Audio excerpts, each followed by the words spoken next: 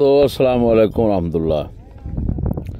हफ्ते वाले दिन इस हफ्ते वाले दिन 17 मुहर्रम शरीफ नूं बाद नमाज इशा पिंडी स्टाप वाली मस्जिद पिंडी स्टाप दे उत्ते बाहर वाले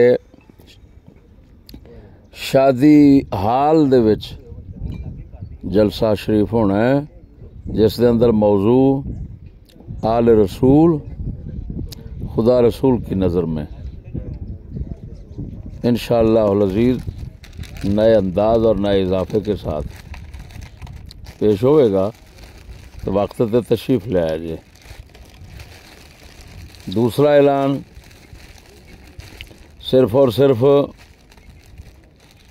जेड़े साडे दोस्त अहबाब मदारस चलाउंदे ने,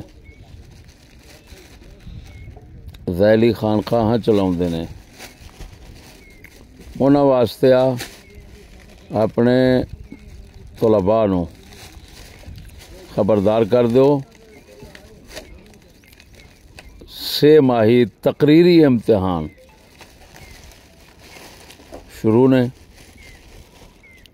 इस हफ्ते वाले दिन नाचीज़ दे तलबा को इम्तिहान लिया जाएगा। मौलाना नज़ीर साहब इम्तिहान लैणगे ते उस तो बाद मुसलसल हफ्ता 2 जिन्ने लगते हैं सब दे इम्तिहान होंगे, लिहाजा तैयारी मुकम्मल करा लो। फजल अहमद चिश्ती सुंदर लाहौर।